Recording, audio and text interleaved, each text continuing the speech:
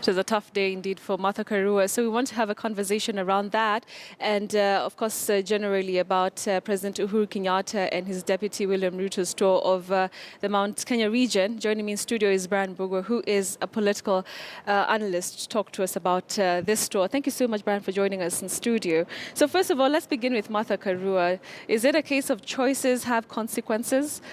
Yeah, I think for Karua, for her to have a real chance of getting the seat of Kirinyaga governor, she has to do three things, of which already she's done two. Okay. The first smart move was she decided to drop her ambition to run for the presidency and decided to go for the governor seat. The second one is supporting Uhuru Kenyatta for president. Right.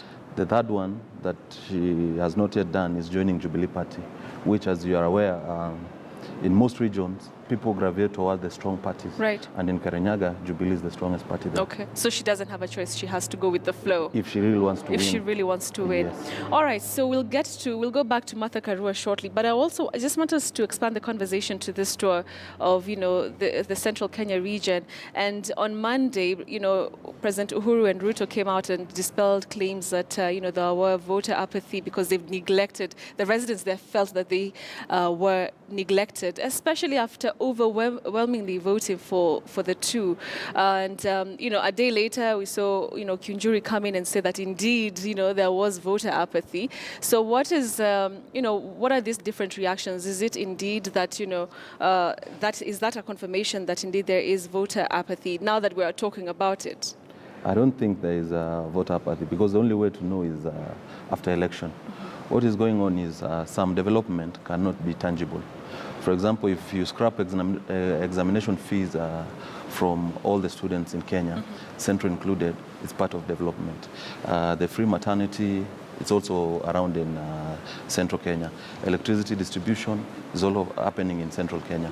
So I think the voter apathy thing is a creation of the media and some politicians. Really? Because, we spoke to residents and, there were, serious feelings that, President Uhuru Kenyatta neglected that region and, was busy concentrating on others, in preparations for the elections.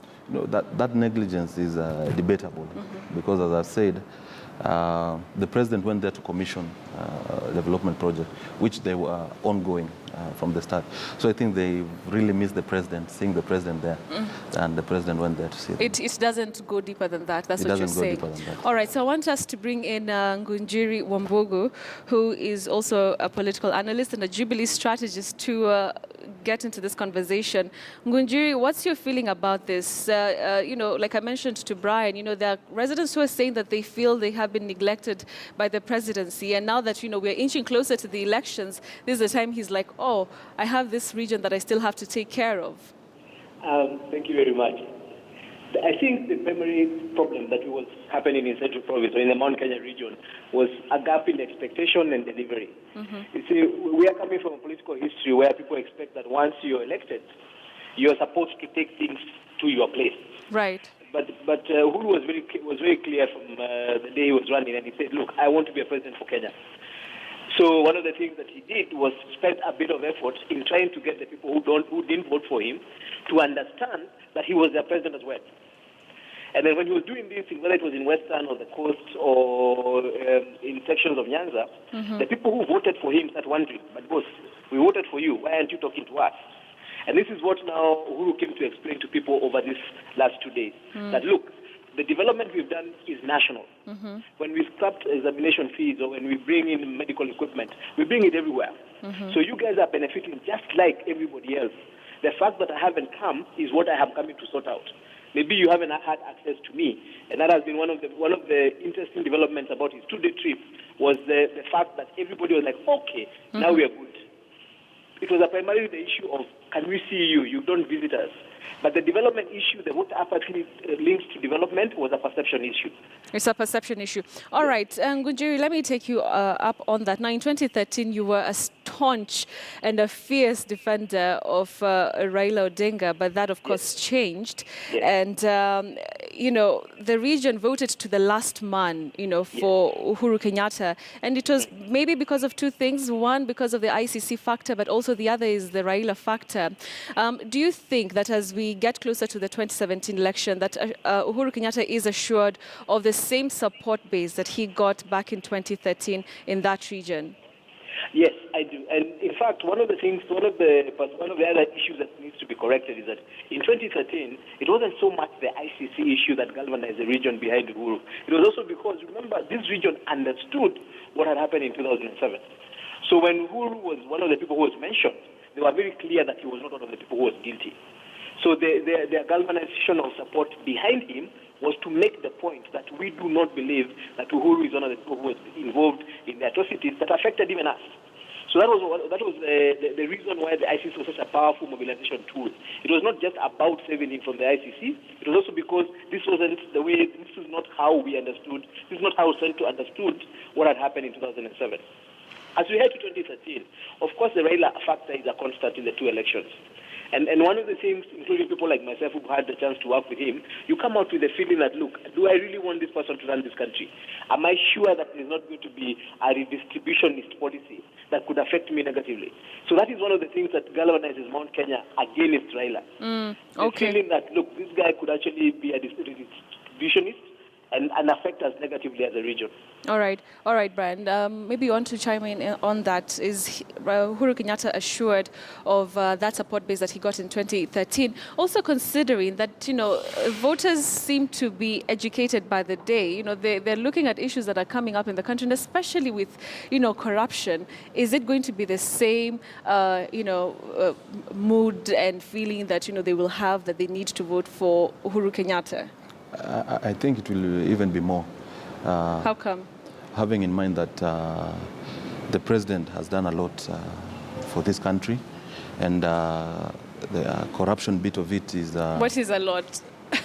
You see, what I'm saying is this. When you invest in a kid to go to school, you won't see the results until after 21 years after he's done with campus. And so you're saying we should wait for that long to see some of things the like the laptop project, you won't see the result right now. But in 20 years' time, those kids will be competitive in the world market. And for electricity coverage, the president and the deputy and the Jubilee government have doubled the electricity coverage in the country in one generation. And by 2020, we'll have a universal coverage. After that now, we'll go on the cost bit of it and reliability part of it. So most of the things they've done is for the future, setting the groundwork.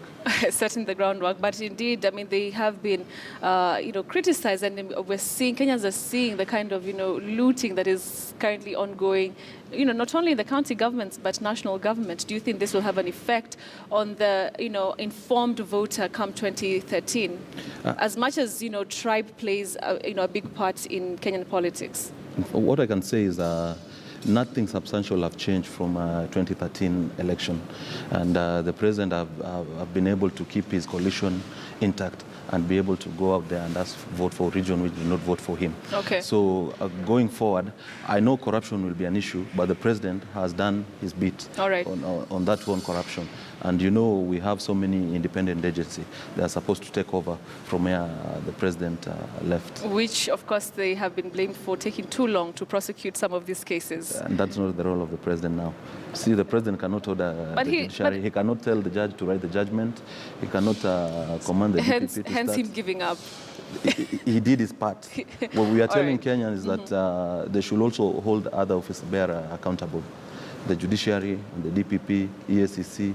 But you remember the president said that, when he got into office, that this is going to be like a personal, war for him to fight corruption here in the country. Yeah, the president and tried, he seems to be struggling with it. And even he marshaled the MPs to pass the security bill the other time with other clauses, and people went to court, and some clauses were dropped from the bill. So legally, the president's hands is tied. Because if we start jailing people without going to court, you're the same people that will be saying the president has become a dictator. But indeed, his government really, that is one of the things that has plagued his government, corruption. It's very difficult to fight corruption in a democracy. All right, so I think it's such a debatable issue, and especially coming from your stance, it's a difficult one to comment on. All right, so I want to bring in Ngunjiri as we wind up. Now, Martha Karua, Peter Kenneth, have returned to a different platform of politics.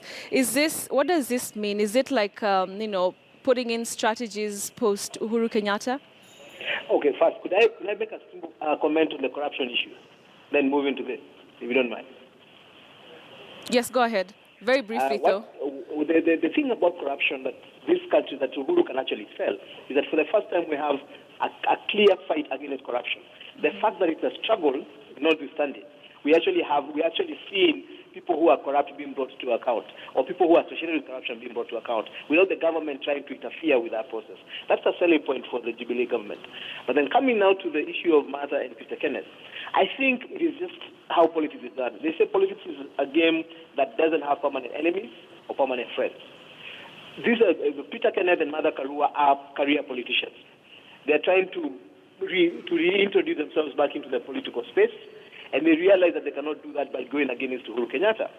So the first thing you do is align yourself with Uhuru Kenyatta. You come from a region where he's a powerful force, so you align yourself. I don't think it has as much to do with 2022 as we want to say, because they have to win the 2017 election first for them to actually be relevant in 2022.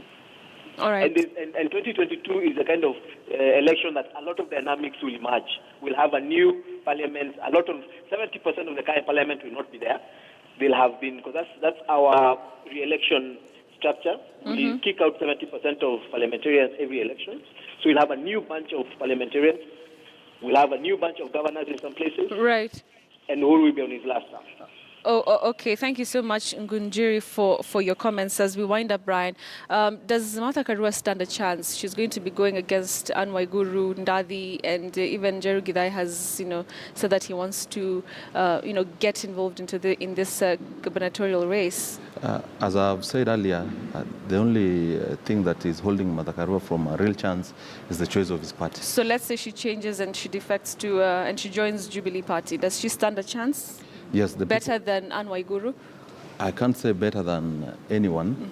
They'll give themselves to the people. The people themselves have demanded that she goes to Jubilee Party. And if she hits the people's call, it's up to them to make a call on who will be the flag bearer for the Jubilee Party. And whoever gets the ticket for Jubilee Party, it's almost done that they'll be the governor for Karua. All right. Thank you so much for your insights. Brian Bogwa and Ngunjiri Wambugu speaking to us in regards to that Mount Kenya region tour of President Uhuru Kenyatta. So we wanted to take a break.